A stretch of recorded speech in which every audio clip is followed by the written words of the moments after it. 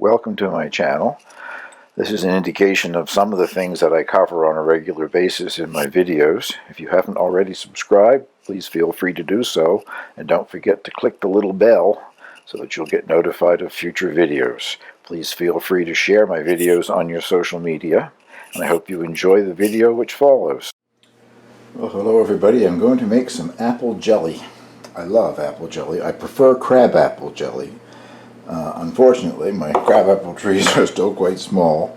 That is one of the Dolgo crab apples. I think it produced 8 or 9 or something like that. Anyway, I only have 6 of them here.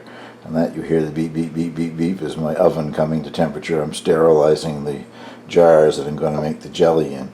At least these are all made from apples from my own trees. Nothing has been sprayed. I'm well aware of that.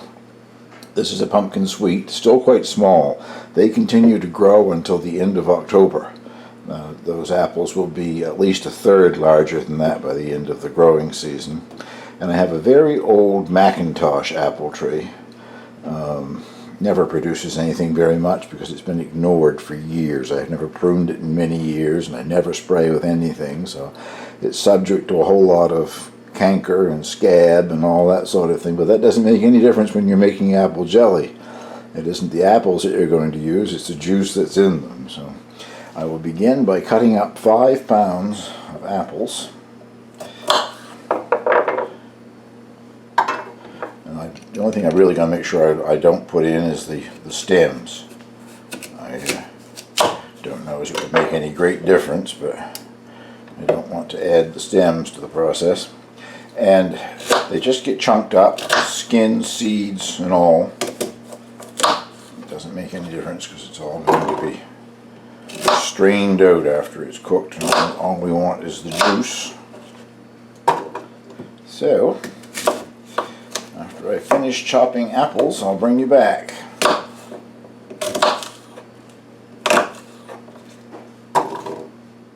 Well, there's my 5 pounds of apples cut into small pieces, and it almost fills this large stock pot. I've already added 2 cups of water, and this is 4 more cups. They get cooked in 6 cups of water, brought to a boil, and then you reduce the heat and simmer them for 20 minutes. So I'll show you them once they come to a boil. They've been on for a few minutes and they're just starting to come to the boil. You can see a little bit of boiling action there. And they've already started to settle down a bit. But I'm going to reduce the heat now and continue to simmer them for 20 minutes. But I'm going to cover them as well so that the steam coming up will cook any of those apples on top that aren't actually down in the water. I don't think I said, but this is a recipe that doesn't use any additional pectin. You don't have to use any bought-in pectin in it. It's just the apples and lemon juice and sugar. So I'll bring you back once these things have finished cooking. Well, it has finished the cooking process and looking like a large pot of applesauce with the cores and all included. And now you strain away the apple product and all you want left is the juice. I'm using a jelly bag, a contraption that I've owned for many years. Use it about once a year, wash it, and put it away in a plastic bag again. It has 4 legs and it's standing on a clear glass bowl to collect the juice will be collected in the bowl. If you don't have one, you don't have to rush out and buy one either. A colander lined with cheesecloth will work just as well. Just got to be careful it doesn't tip over. And you don't want to force it to go through the opening, the liquid. You just want it to drain out at its own rate. If you push down and force, you'll get some of the apple bits in there. Probably can still make jelly, but it won't be a nice clear jelly. It will be kind of cloudy. Now the problem I have with this thing is it stretches and goes down into the liquid. And when that happens, I let it drain for a while and empty the sack and start over again. I need 5 cups of the juice to continue on with the rest of the process, so I'll bring you back once I've got 5 cups. I've done my bowl balancing act once and emptied out the container, the bowl that it's draining down into, and I got 3 1/4 cups so far, so I only have to have 5 cups. I'm confident that I will get that. There's already a lot more accumulating in the bottom of the other bowl. But I want to show you what I'm proud of. I'm glad it's got sort of a pink color. If I was using all red crab apples, it would have a lovely color, but the few crab apples, and I guess the skin on the Macintosh apples also, have at least given it a bit of a pink color at this point. Once it's completely cooked with the sugar and lemon juice, it's hard to say what it might look like. Well, I easily got the 5 cups that I needed, and it was still dripping out a little more, but I took it out and gave it to the hens, and they seem to be enjoying the cooked up apples. Let's turn the heat on under that. That's my 5 cups of juice, 4 cups of sugar, and 3 tablespoons of fresh lemon juice. And that's everything that goes into the pot. Once this has dissolved the sugar and has come to a boil, I will add my candy thermometer, whatever you want to call it. It can be used for many things, I guess. Many kinds of cooking, including deep frying, to get the correct temperature. Since this is not using any pectin, I will be heating it up until it gets to 220 degrees Fahrenheit, minimum of 220 degrees Fahrenheit. A little hotter won't really hurt anything, but it has to at least reach the 220 mark in order for it to gel. Bring you back when it gets a bit hotter. Just started to boil, and I've added the thermometer. I guess it's right around 200 degrees Fahrenheit there now. Water boils at 212 degrees Fahrenheit, 100 degrees Celsius, but of course this is not water.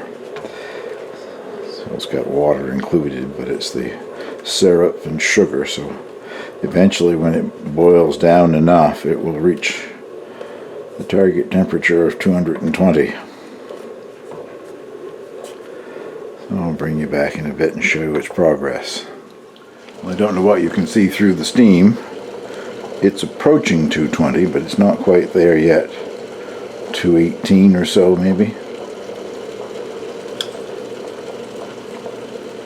It has reached 220, maybe even a bit above, so I'm shutting the heat off.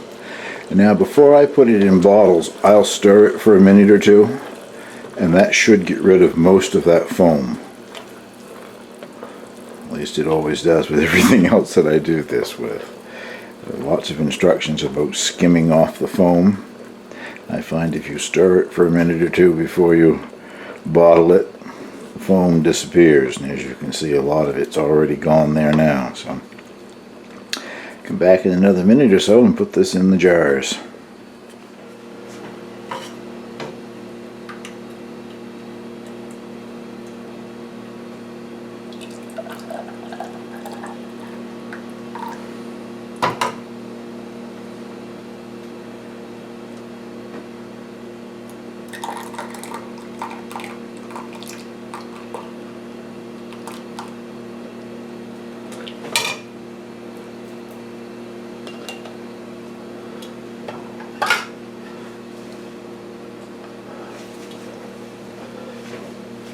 I don't think I said, but this is supposed to make 6 of these little jars, half pints, 8-ounce jars, whatever.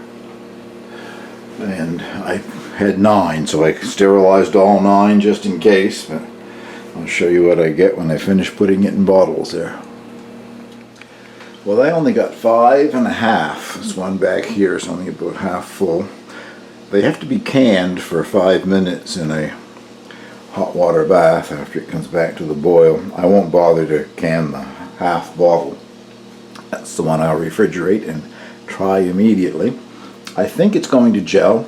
What's left in the stock pot on the sides and the bottom is gelling very fast, so that's always a good sign.